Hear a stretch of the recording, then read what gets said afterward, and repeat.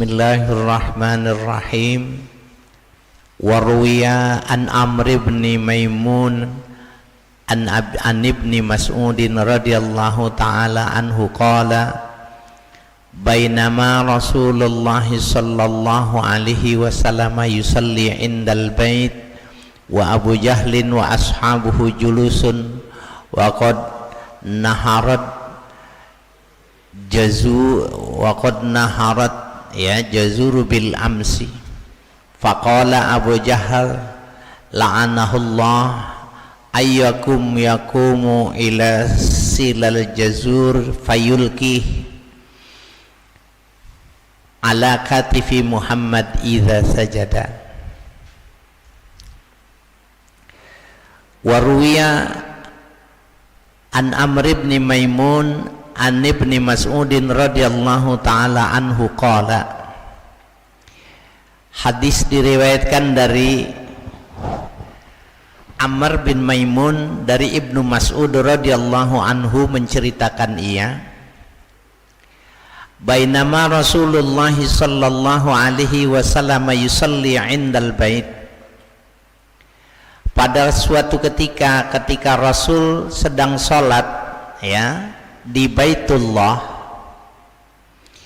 wa Abu Jahlin wa ashabuhu julusun, ketika itu Abu Jahal dan sahabat-sahabat Abu Jahal duduk tidak jauh dari Nabi. Wa qad nuhirat al-jazuru bil amsi, dan ia Abu Jahal ya menyembelih binatang sembelihan kemarin sore. Faqala Abu Jahal la'anahullah, kemudian berkata Abu Jahal, ya mudah-mudahan laknat Allah tercurah kepadanya, amin. Ayyukum yakumu ila silal jazuri fayulkihi ala katifi Muhammadin idza sajada. Adakah di antara kalian yang berani berdiri ya menyampaikan sil itu gaji, jeroan binatang ya yang dipotongnya kemarin. Jadi bisa dibayangkan kotoran binatang, jeroan yang sudah bau. Kata Abu Jahal, siapa di antara kalian yang berani ya melemparkan kepada apa itu gaji itu tadi, jeroan itu tadi, fayulkihi ala katifi Muhammad idza sajada, kau lemparkan di pundaknya Muhammad nanti ketika dia sedang sujud. Subhanallah ya.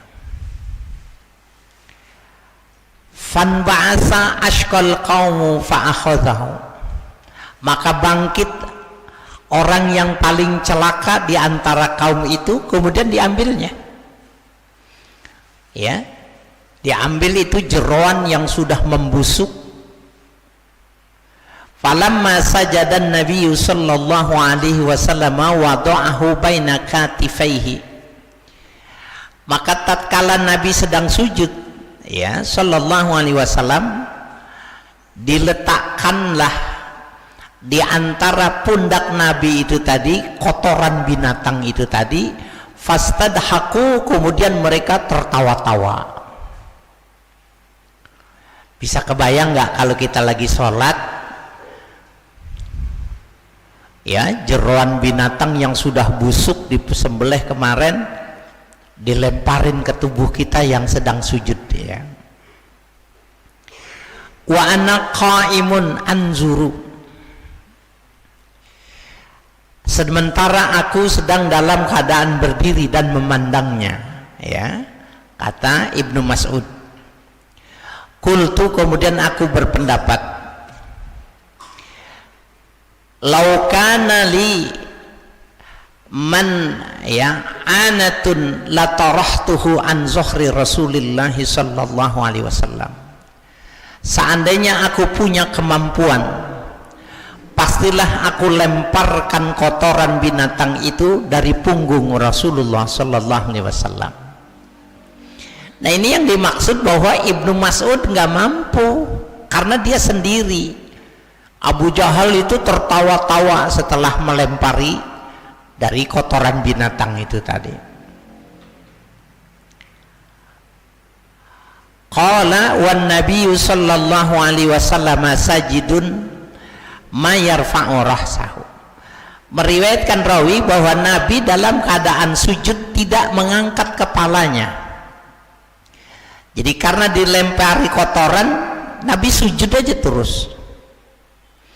Hatan talaqa insan fakhbar Fatimah radhiyallahu taala anhu, sehingga bergegas sebagian daripada manusia, lalu diberi ketahukan hal yang demikian itu kepada putri beliau Fatimah radhiyallahu anha. Wajaat wahya Juwairiyatu fatarohathu summa aqbalat alaihim tasubbuhum. Kemudian datang Sayyidah Fatimah dengan seorang wanita yang memberikan bantuan, kemudian disingkirkanlah kotoran binatang yang bau itu tadi. Kemudian Sayyidah Fatimah memeluk ayahnya, tasubbuhum, sambil memaki orang-orang yang ada di situ. Falamma qada Rasulullah sallallahu alaihi wasallam salatahu rafa'a sautahu wa da'a alaihim.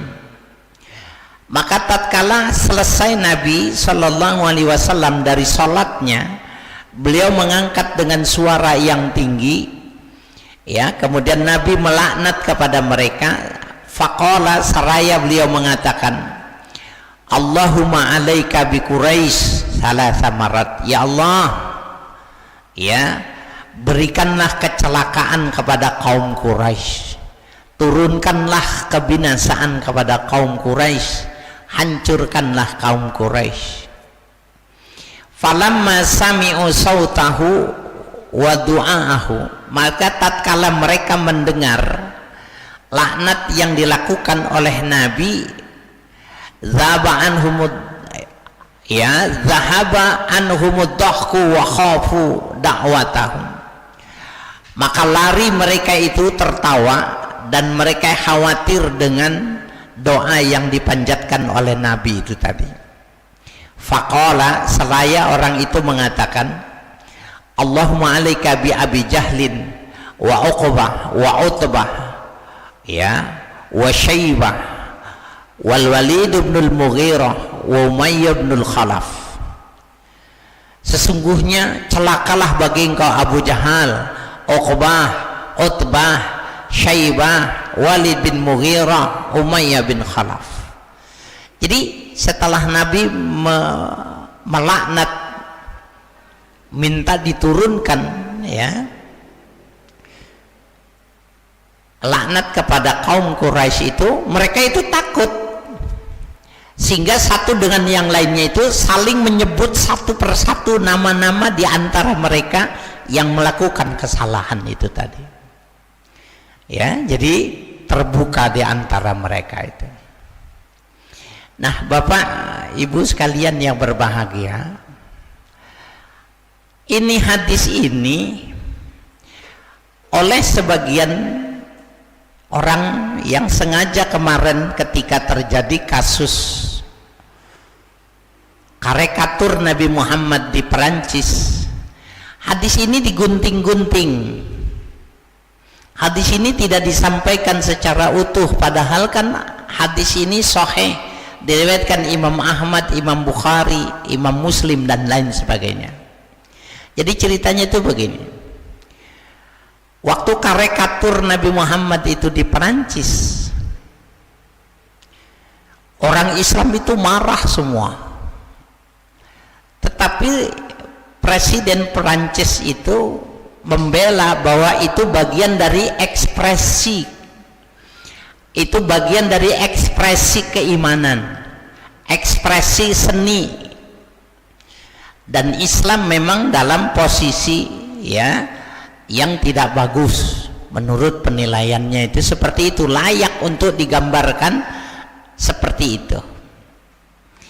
Nah Bapak Saudara sekalian, yang menarik nih ada orang Indonesia, profesor doktor, seorang guru besar di Australia. Dia mengatakan, kenapa mesti marah orang Indonesia? Kenapa mesti marah orang Indonesia? Kalau Nabi Muhammad digambarkan dalam sebuah karikatur yang semacam itu. Bukankah Nabi sendiri pernah mengatakan, fa inna syaitana la yatamatsalu bi, sesungguhnya setan itu tidak mampu menyerupai aku. Itu yang ngomong Nabi. Alasannya nih, apalagi kalau dibikin karikatur, maka itu tidak sesuai dengan kondisi Nabi yang sebenarnya. Kenapa mesti marah? Kenapa mesti diboikot? Orang yang semacam ini yang ngomong nih bukan kelas biasa. Kita pingin kepada orang ini kita gambarkan dirinya, yang satu gambar monyet yang mirip-mirip mukanya gitu. Kalau dia marah kan dia bilang, kenapa mesti marah, kan gak sama. Kenapa mesti marah, kan kagak sama. Jadi berdalih la yatamatsalu bi, sehingga gak perlu marah, karena tidak mungkin ada yang mampu untuk menggambarkan tentang Rasulullah. Itu satu. Yang kedua, di masyarakat mungkin bapak-bapak nerima WA yang ditulis oleh orang, sengaja ditulis oleh orang non muslim. Nabi Muhammad itu nggak pernah marah, dakwah diludahin nggak pernah marah. Termasuk hadis ini yang dikutip tidak secara utuh, bahwa Nabi pernah sedang sholat dilempari kotoran, Nabi tidak pernah marah. Padahal kan hadisnya tidak seperti itu. Ketika kotoran itu masih di dalam tubuh Nabi, Nabi tidak ngangkat kepalanya dari sujud sampai Sayyidah Fatimah datang membersihkan seluruh pakaian dari Nabi, baru Nabi meneruskan sholatnya. Apa yang terjadi? Setelah selesai Nabi marah. Nabi menyumpahi kepada mereka, Allahumma alaika bi Abi Jahal, tadi Allahumma alaika bi Quraisy, ya Allah turunkan celaka bagi engkau kaum Quraisy. Nah, jadi digambarkan Nabi tidak pernah marah. Kenapa kita mesti marah? Yang itu yang buat bukan orang Islam. Nah, ini melacurkan, ini melacurkan kedudukan sebagai seorang Islam, sehingga alasan ini dan itu, alasan kepentingan politik, dagang dan lain sebagainya, akhirnya hilang, reda. Nah, coba kita lihat di dalam hadis yang lain. Kalau pengen tanya Bapak pengen tahu tentang seseorang, tanya aja istrinya. Bapak pengen tahu saya, tanya aja istri saya, karena istri saya orang yang paling tahu tentang saya. Waktu ditanya Sayyidah Aisyah tentang suaminya, Sayyidah Aisyah mengatakan, wallahi man taqama fi syai'in yu'ta ilaih. Demi Allah, Nabi tidak pernah marah sedikit pun, tidak pernah dendam sedikit pun apabila hal itu menyangkut dirinya. Giginya dilempar rahang sampai patah, berdarah-darah. Dakwah diludahi, tidak pernah marah. Hatta tuntahaka hurumatul Islam fayantakimu billah, sehingga kata Sayyidah Aisyah, apabila kehormatan Islam itu sudah dirusak, dicaci makinya, maka Rasulullah membuat perhitungan. Ini cintinya ini. Selesai marah Rasulullah, disumpahin kaum Quraisy, Abu Jahal dan lain sebagainya. Nah, jadi tidak benar kalau yang mengatakan tidak perlu marah tuh, ketika Indonesia orang Indonesia memblokade produk Prancis. Orang Indonesia marah dengan orang Prancis dari lantaran dibuatkan karikatur karena Nabi tidak pernah marah. Itu salah kalimat itu.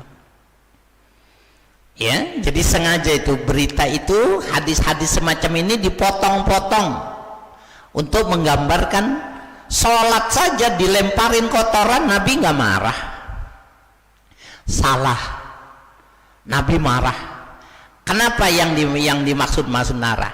Sholat yang sudah dicelakai. Jadi Bapak saya sekalian, kalau sudah menyangkut sholat itu menyangkut kehormatan Islam. Nggak boleh tidak marah.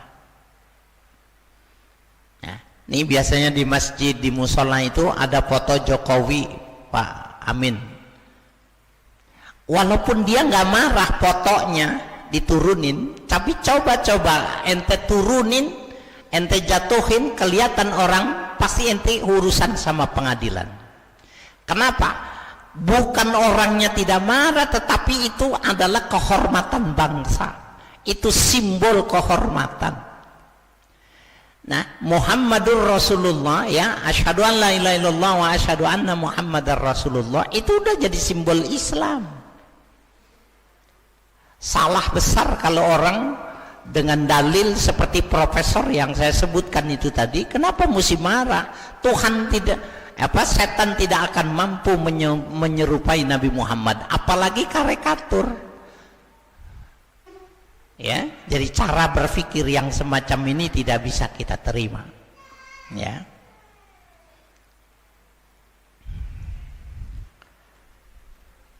Qala Abdullah bin Mas'ud radhiyallahu taala anhu. Berkata Abdullah bin Mas'ud radhiyallahu taala anhu, "Walladzi ba'atsa Muhammadan bil haqq." Demi Tuhan yang mengutus Nabi Muhammad dengan sebenar-benarnya. Laqad ra'aitul ladzi sammahum sar'a yauma badrin. Sungguh aku melihat sendiri, ya, orang-orang, ya, yang disebutkan oleh Nabi itu tadi, semuanya itu jatuh ketika terjadi perang Badar. Kan Nabi marah tuh. Jadi Nabi kalau untuk dirinya gitu nggak pernah marah, diapain aja nggak pernah marah. Tapi kalau sudah menyangkut simbol-simbol Islam, sholat, Ka'bah, Nabi marah, disumpahin. Dan kata saksinya ini Abdullah, semua yang disebut oleh Nabi ketika terjadi perang Badar itu semuanya mati karena sumpah dari Rasulullah Sallallahu Alaihi Wasallam. Nah, jadi Bapak saya sekalian, nggak boleh kita diam saja, tidak marah ketika simbol-simbol Islam itu dilecehkan. Alasannya nasionalisme dan lain sebagainya, nggak benar.